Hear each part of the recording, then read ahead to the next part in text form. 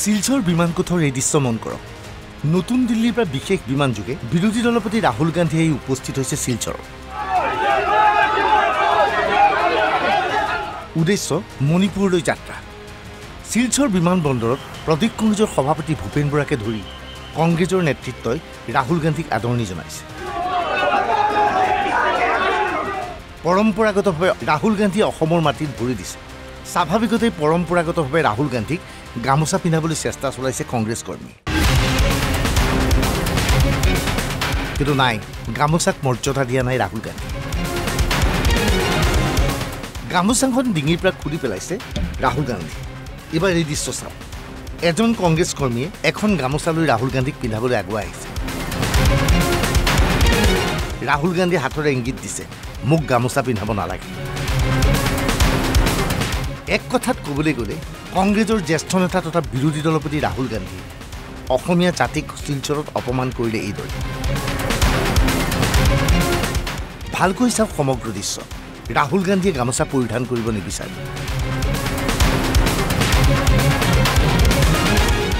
যিটো সময়ত বিভিন্ন অনুষ্ঠানত প্ৰধানমন্ত্ৰী নৰেন্দ্ৰ মোদীয়ে গামোচা পিন্ধাৰ বাবে অসমীয়াই গৌৰৱ অনুভৱ কৰে, সেই সময়ত ৰাহুল গান্ধীয়ে অসমৰ গামোচা পৰিধান কৰিবলৈ অস্বীকাৰ কৰিছে। ইয়াৰ লগে লগে আন বহুবোৰ প্ৰশ্ন সন্মুখলৈ আহিছে। ৰাহুল গান্ধী অসমলৈ আহিছিল। ৰাহুল গান্ধীয়ে অসমৰ এটা আশ্ৰয় শিবিৰতো প্ৰৱেশ কৰিছিল, কিন্তু সেই আশ্ৰয় শিবিৰটো বানাক্ৰান্তৰ আশ্ৰয় শিবিৰ নাছিল। বৰঞ্চ মণিপুৰত সংঘটিত হিংসাৰ পৰিপ্ৰেক্ষিতত পলায়ন কৰি অহা কুকি লোকসকলৰ আশ্ৰয় শিবিৰ আছিল। কিন্তু এতিয়া ৰাহুল গান্ধী তথা কংগ্ৰেছৰ জ্যেষ্ঠ নেতৃত্বই অসমৰ বানক লৈ ৰাজনীতি আৰম্ভ কৰি দিছে। ৰাহুল গান্ধীয়ে অসমৰ বান পৰিস্থিতি পৰ্যবেক্ষণ কৰিলে। অসমৰ ভয়াৱহ বান চাবলৈ ৰাহুল গান্ধী অসমলৈ আহিল। দেশজুৰি অপপ্ৰচাৰ চলাইছে কংগ্ৰেছে। ৰাষ্ট্ৰীয় পৰ্যায়ৰ কংগ্ৰেছৰ আন নেতাৰ কথা বাদ দিয়ক, যোৰহাট লোকসভা সমষ্টিৰ কংগ্ৰেছৰ সাংসদ গৌৰৱ গগৈয়ে ৰাহুল গান্ধী সংক্ৰান্তত যি মন্তব্য কৰিলে সেই মন্তব্য আপুনি ভালকৈ শুনি লওক। গৌৰৱে দাবী কৰিছে, ৰাহুল গান্ধী অসমলৈ আহি অসমৰ বানাক্ৰান্তক লগ ধৰিছে। অসমৰ বানপানী চাবলৈ অসমলৈ আহিছে ৰাহুল গান্ধী। গাইড বান্ধৰ কাৰণে যিমান টকা পইচা জল শক্তি বিভাগৰ পৰা এৰি দিব লাগে তেওঁলোকে এৰি দিয়া নাই। আজিও আপোনালোকে দেখা পাইছে ৰাহুল গান্ধী ডাঙৰীয়া আহিছে, কিন্তু কেন্দ্ৰীয় মন্ত্ৰী কোনো অহা নাই।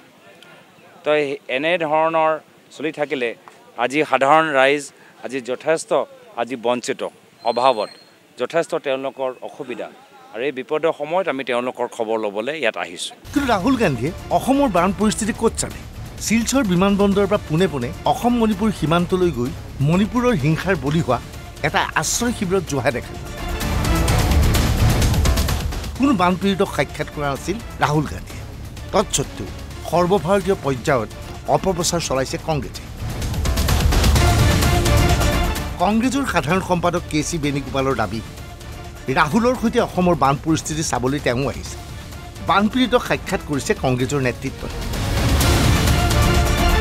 কেচি বেণুগোপালৰ এক্সৰ এই পোষ্টটো মন্ত্ৰ। কেচি বেণুগোপালে লিখিছে, মই ৰাহুল গান্ধীৰ সৈতে একেলগে গৈ অসমৰ বানপীড়িতক সাক্ষাৎ কৰোঁ। কেন্দ্ৰই অসমৰ বাবে একোৱেই কৰা নাই। এইদৰে কেচি বেণুগোপালে কেন্দ্ৰীয় চৰকাৰৰ সমালোচনা কৰিছে। ৰাহুল গান্ধীৰ সৈতে অসমলৈ আহি বানপীড়িতক যে সাক্ষাৎ কৰিছে সেই কথা প্ৰতিপন্ন কৰিবলৈ কেচি বেণুগোপালে এক্সৰ পোষ্টটোত 4খন আলোকচিত্ৰও সংলগ্ন কৰি দিছে। এই আলোকচিত্ৰকেইখন মন কৰক। ইয়াৰে বাওঁফালৰ ওপৰৰ আলোকচিত্ৰখন হৈছে প্ৰদেশ কংগ্ৰেছৰ নেতৃত্বৰ। শিলচৰ বিমানকোঠত প্ৰদেশ কংগ্ৰেছৰ নেতৃত্বৰ পৰা এখন স্মাৰক পত্ৰ লৈছে ৰাহুল গান্ধীয়ে। স্মাৰক পত্ৰখনত আছে বানপানীৰ কথা। বাকী 3খন আলোকচিত্ৰ হৈছে সীমান্তৰ আৰু মণিপুৰৰ। মণিপুৰ হিংসাৰ বলি হোৱা লোকসকলক সাক্ষাৎ কৰিছে ৰাহুল গান্ধীয়ে। কিন্তু কেচি বেণুগোপালে এক্স যোগে সমগ্ৰ দেশবাসীক জনাব বিচাৰিছে অসমৰ বানপীড়িতক এইদৰে সাক্ষাৎ কৰিছে ৰাহুল গান্ধী। লগে লগে এক্স যোগে পীযুষ হাজৰিকাৰ প্ৰতিক্ৰিয়া, ৰাহুল গান্ধীয়ে অপপ্ৰচাৰ চলাইছে। ৰাহুল গান্ধীয়ে অসমৰ কোনো বানপীড়িতৰ শিবিৰলৈ যোৱা নাই। এইবাৰ পীযুষ হাজৰিকাৰ এক্স পোষ্টটো মন কৰক। পীযুষ হাজৰিকাই স্পষ্টভাৱে কৈছে, ৰাহুল গান্ধীয়ে কোনো এটা বানপীড়িতৰ শিবিৰলৈ যোৱা নাই। অথচ কংগ্ৰেছ নেতৃত্বই প্ৰচাৰ চলাইছে ৰাহুলে অসমলৈ আহি বান পৰিস্থিতি অধ্যয়ন কৰিছে আৰু বান পীড়িতক সাক্ষাৎ কৰিছে। এইবাৰ মণিপুৰৰ এই আশ্ৰয় শিবিৰটোলৈ মন কৰক। এয়া বানাক্ৰান্তৰ আশ্ৰয় শিবিৰ নহয়, মণিপুৰত সংঘটিত হিংসাত্মক ঘটনাৰ বলি হোৱা লোকসকলৰ আশ্ৰয় শিবিৰ। মণিপুৰত এই আশ্ৰয় শিবিৰত ৰাহুল গান্ধী তেওঁলোকক সাক্ষাৎ কৰাটো সত্য, কিন্তু বানপীড়িতক ৰাহুল গান্ধীয়ে ক'ত লগ পালে?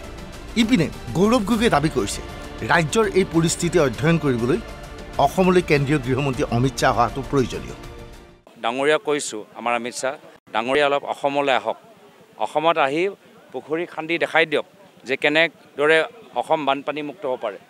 বানপানী মুক্তৰ অসম যে শ্লোগান দি গ'ল, এই শ্লোগানটো কিমান বাস্তৱত পৰিণত হৈছে এবাৰতো আহক। জল শক্তি মন্ত্ৰী ক'ত? ৰাহুল গান্ধী ডাঙৰীয়াটো আহিছে। কেন্দ্ৰ চৰকাৰৰ কোনো বিজেপি মন্ত্ৰী কিয় অহা নাই? দায়িত্ব থকা গৃহমন্ত্ৰী কিয় অহা নাই? দায়িত্ব থকা জল শক্তি বিভাগ মন্ত্ৰী কিয় অহা নাই? বৰ্তমানৰ মুখ্যমন্ত্ৰী প্ৰধানমন্ত্ৰী ডাঙৰীয়া কিয় ভালদৰে বুজাব পৰা নাই? 1 কোটি 2 কোটি এটা মাথাউৰি দি আমি কাম দি নহ'ব।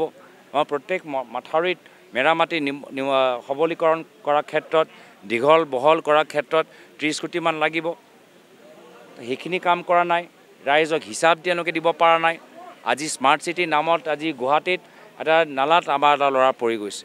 স্মাৰ্ট চিটি নামত আজি ডিব্ৰুগড়ত আজি অৱস্থা নাই। গুৱাহাটী ডিব্ৰুগড়ৰ অৱস্থা এনেকুৱা। এয়া হৈছে বৰ্তমান চৰকাৰ আজি বিফল। ডাঙৰ ডাঙৰ ঠিকাদাৰসকলক সহায় কৰাৰ কাৰণে আজি আমাৰ সাধাৰণ শ্ৰেণীৰ মানুহে আজি যি ধৰণৰ উপকাৰ হ'ব লাগে তেওঁলোকৰ উপকাৰ হোৱা নাই। দুদিন পূৰ্বে কেন্দ্ৰীয় গৃহমন্ত্ৰী অমিত শ্বাহে একযোগে অসমৰ বান পৰিস্থিতিৰ ওপৰত মন্তব্য কৰিছিল। অমিত শ্বাহে কৈছে অসমত বান সদৃশ পৰিৱেশৰ সৃষ্টি হৈছে। ইয়াৰ বাবে তেওঁ মুখ্যমন্ত্ৰী হিমন্ত বিশ্ব শৰ্মাৰ সৈতেও আলোচনা কৰিছে আৰু প্ৰধানমন্ত্ৰী নৰেন্দ্ৰ মোদীয়ে সৰ্বতোপ্ৰকাৰৰ সহায় কৰাৰ প্ৰতিশ্ৰুতি দিছে। অমিত শ্বাহে অসমৰ বান পৰিস্থিতিক বান সদৃশ পৰিৱেশৰ সৈতে কিয় তুলনা কৰিলে?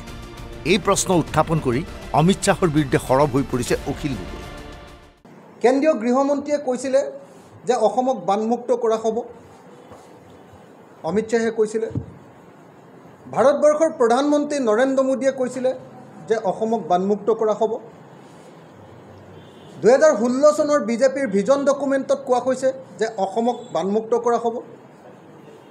2021 চনৰ বিধানসভা নিৰ্বাচনৰ আটাইতকৈ ডাঙৰ প্ৰতিশ্ৰুতিটো আছিলে অসমক বানমুক্ত কৰা, নাম্বাৰ 1 প্ৰতিশ্ৰুতি আছিলে। আৰু যেতিয়া অসম সঁচাসঁচিকেই বানপানীত পৰিলে তেতিয়া ভাৰতৰ কেন্দ্ৰীয় গৃহমন্ত্ৰী অমিত শ্বাহ ডাঙৰীয়াই ক'লে যে এয়া বানপানী নহয়, বানপানী সদৃশ পৰিস্থিতিহে। কেৱল কেন্দ্ৰীয় গৃহমন্ত্ৰীয়ে অসমক অপমান কৰা নাই। আমি দেখিছোঁ যে অসমৰ মুখ্যমন্ত্ৰীজনেও তেনেকুৱা দৃষ্টিভংগীৰে কথা কৈ আছে। অসমৰ মুখ্যমন্ত্ৰীজনে গজদন্ত মিটাৰত উঠি থাকে। গজদন্ত মিনাৰত, ক্ষমতাৰ গজদন্ত মিনাৰত উঠি থাকে। অহংকাৰৰ শীৰ্ষতম অৱস্থালৈ গৈ অসমৰ বানপানীটোক এনেকুৱা ধৰণে ওলাই কৰি দিছে, এনেকুৱা ধৰণৰ ধেমেলীয়া এটা কৌতুকত পৰিণত কৰিব খুজিছে, য'ত যেতিয়া অসমৰ মানুহে কৈছে যে ইয়াক ৰাষ্ট্ৰীয় সমস্যা হিচাপে ঘোষণা কৰিব লাগে, তেখেতে কৈছে যে অসমক বানপানীক যদি ৰাষ্ট্ৰীয় সমস্যা ঘোষণা কৰি দিওঁ তেতিয়াহ'লে অসমলৈ কোন মানুহ আহিব আৰু বাহিৰৰ পৰা। বানাক্ৰান্ত এতিয়া ককবকাই আছে। বানাক্ৰান্ত এতিয়া সাহায্য বিচাৰিছে, কিন্তু বানাক্ৰান্তই বিচৰা নাই তেওঁলোকক লৈ ৰাজনীতি কৰক। কিন্তু আচলতে বানাক্ৰান্তক লৈ এতিয়া ৰাজনীতি চলিছে। বানাক্ৰান্তৰ কাষলৈ যোৱাৰ নামত অপপ্ৰচাৰ চলাবলৈ চেষ্টা চলাইছে একাংশ ৰাজনীতিবিদে। Bureau' report, NB news.